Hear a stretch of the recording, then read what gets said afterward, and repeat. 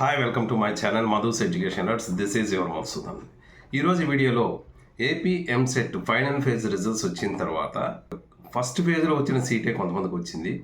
మరి first phase seat వచ్చిన వాళ్ళు మళ్ళీ వెళ్ళి ఫస్ట్ ఫేజ్లో ఆల్రెడీ మేము రిపోర్ట్ అయ్యాం కాబట్టి మరి జాయిన్ అవసరం కాలేజీకి వెళ్ళాల్సిన అవసరం లేదా అని అడుగుతున్నారు. అదేవిధంగా అసలు థర్డ్ ఫేజ్ కూడా ఉంటుందా, థర్డ్ ఫేజ్ వరకు మళ్ళీ ఏమైనా వెయిట్ చేయాలా, రిపోర్ట్ అయ్యి వస్తే చాలా, ఇలా కొన్ని డౌట్స్ అడుగుతున్నారు. వాటికి సంబంధించి ఈ వీడియోలో మనం క్లారిఫై చేసుకుందాం. బట్ ఎవరైనా ఫస్ట్ టైంగా నా ఛానల్ చూసినట్టయితే ప్లీజ్ సబ్స్క్రైబ్ మై ఛానల్. ఇప్పుడు విషయంలోకి వెళ్తే AP EAMCET final phase results అనేది రావడం జరిగింది. ఇది వచ్చిన తర్వాత కొంతమంది స్టూడెంట్స్కి కొత్త వాళ్ళు ఫస్ట్ ఆప్షన్లో కాకుండా సెకండ్ ఫేజ్లో ఏ ఆప్షన్స్ పెట్టుకున్నారో ఆ ఆప్షన్స్లో వేరే కాలేజెస్ కొంతమందికి వచ్చాయి. వేరే కాలేజీలో ఎవరికైతే సీట్ వచ్చిందో వాళ్ళందరూ కూడా కాలేజీకి వెళ్తున్నారు. మరి ఫస్ట్ ఫేజ్లో ఏ సీట్ అయితే వచ్చిందో అదే సీటు సెకండ్ ఫేజ్లో కూడా కొంతమందికి వచ్చింది. సో మేము ఆల్రెడీ ఫస్ట్ ఫేజ్లో వెళ్ళి అక్కడ రిపోర్ట్ చేయడం జరిగింది. సో ఇప్పుడు సెకండ్ ఫేజ్లో కూడా మళ్ళీ అదే కాలేజ్ వచ్చింది కాబట్టి మేము ఆల్రెడీ రిపోర్ట్ చేసాము. మేము అక్కడికి వెళ్ళి మళ్ళీ కాలేజీకి వెళ్ళాలా అని కొంతమంది అడుగుతున్నారు. మీరు ఖచ్చితంగా కాలేజీకి వెళ్ళాల్సిన అవసరం అయితే ఉంటుంది. ఎందుకంటే ఇక్కడ రిపోర్టింగ్ వేరు, జాయినింగ్ వేరు. రిపోర్టింగ్ అంటే అక్కడ జస్ట్ రిపోర్ట్ అయ్యి మళ్ళీ నెక్స్ట్ ఇంకో ఫేజ్ కౌన్సిలింగ్ కోసం కూడా మనం వెయిట్ చేసే అవకాశం ఉంటుంది. బట్ ఇక్కడ మనకి అసలు థర్డ్ ఫేజ్ ఉంటుందా లేదా అనేది ఒక క్లారిటీ లేదు. ఇప్పటివరకు మనకి ఇచ్చిన ఇన్ఫర్మేషన్ ప్రకారం అయితే 28% నియర్లీ అబౌట్ 80% ఆఫ్ సీట్స్ అనేవి అలాట్మెంట్ అయిపోయాయి. కాబట్టి ఆ రిమైనింగ్ 20%లో ఇంకా స్పోర్ట్స్ కోటా కొన్ని ఉన్నాయి.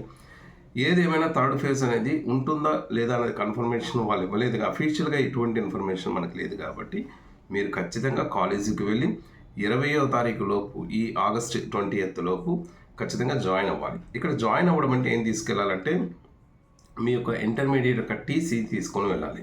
ఖచ్చితంగా మీ టీసీ, నెక్స్ట్ సర్టిఫికేట్స్ వెరిఫికేషన్ కోసం ఏవైతే మీరు సర్టిఫికేట్స్ ఉన్నాయో ఆ సర్టిఫికేట్స్ సెట్ అంతా ఒక జెరాక్స్ సెట్ని వాళ్ళకి ఇవ్వాలి.